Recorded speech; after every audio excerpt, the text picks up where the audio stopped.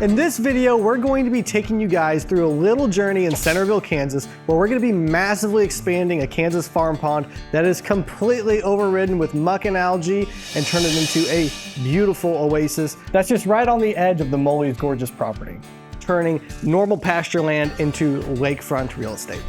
My name's Ryan. I'm the founder of Bulletproof Pond and Lake, and if a pond or lake is something that you are wanting to build or construct or even look into on your future property or property you've just purchased, please reach out to us. We know you won't be disappointed, and you can reach out to us at bulletproofpondandlake.com.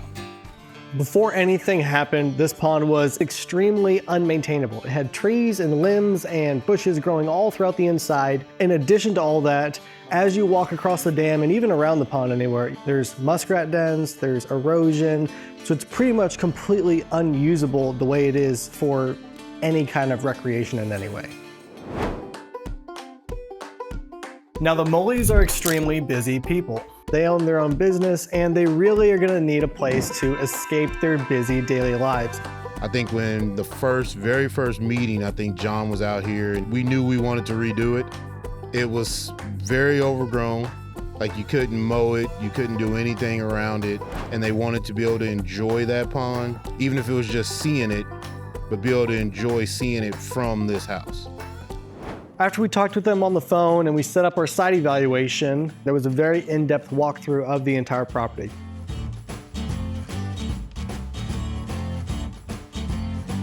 For new pond construction, there's two very standard diagnostics that we do on all projects: LiDAR survey and soil sampling. It happens on pretty much any kind of earthwork project we're going to be involved in. That LiDAR survey takes care of all of the existing elevations and maps out the property as it sits the day of our visit. So we get a perfect 3D model of what that property looks like to like the millimeter in accuracy. The other diagnostic we want to absolutely make sure we mention is the soil samples. Now, this is just as important to the LiDAR survey, if not even maybe a little bit more important. Essentially, with soil samples, what we're trying to do is understand what is underground. Sand, silt, clay contents do we have in each of the soils, and make sure this actually holds water and doesn't turn into a pit in the ground. There's a lot of variables that go into building a pond or lake, so this video isn't meant to be a step-by-step guide. We'll be diving deeper into construction and custom diagnostics in future videos. Now, we had this idea of where the pond might go to best kind of suit the property, but it ultimately came down to where is the land gonna best accommodate it. We're always looking for how can we best exploit the land to use its natural features to enhance our pond. During the planning process, we were able to figure out with all of our soil data on site that we were gonna have a 2-acre pond, 10 feet deep, not gonna be steep in any way. It was gonna make this pretty much a zero entry pond. After the design was agreed upon, we went ahead, signed a contract on the project, got it scheduled, and started the process of mobilizing equipment. The first step is the topsoil stripping. So getting all that organic matter that's going to break down over time out of the site so it doesn't in any way get incorporated into anything structural with our pond. After all that topsoil was stripped, what we started doing is draining and mucking out the pond.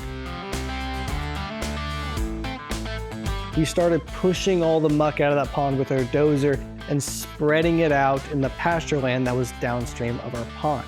That muck we intentionally spread out quite thin, about only a foot thick, so it's only gonna take a couple months to dry out. So we enlarged the pond by almost 10 times its original size. As it sat in the beginning, it was almost, around a 1/4 acre, maybe 1/10 of an acre.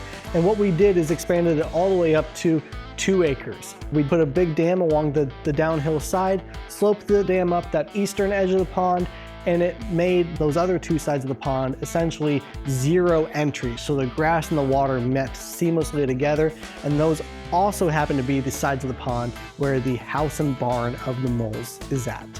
Now, whenever the pond is done and we move on to the very last step, which is some sort of seeding to reestablish the vegetation, all the grass around the pond, the better the seeding job at the end of the project, the better off your final pond product is going to be. So the overflow system, those drainage pipes that you can see in the dam if you look really close, It was a simplistic overflow flow design for their runoff. They don't have a crazy amount of runoff or a crazy amount of flood issues that we might have to plan for. So with them, two very, very simple overflow pipes that just run diagonally through the dam was going to fit their project beautifully. One standout feature that goes alongside with the pond and overflow was the dry creek beds. And our amazing rock specialist partners at 4 West Inc. came in and installed these beautiful rock additions. These dry creek beds aren't just for looks, they help manage runoff, prevent erosion, and add a beautiful natural touch to the landscape. It's a great way to tie in function and curb appeal all in one. As of right now, today, the favorite thing about that pond is if you're out here just sitting down having a cup of coffee or something, you can just sit and enjoy that pond. Working with Bulletproof has just been so easy. The clarity behind everything on the project. Like, it's always just very simple and easy. I would definitely recommend Bulletproof.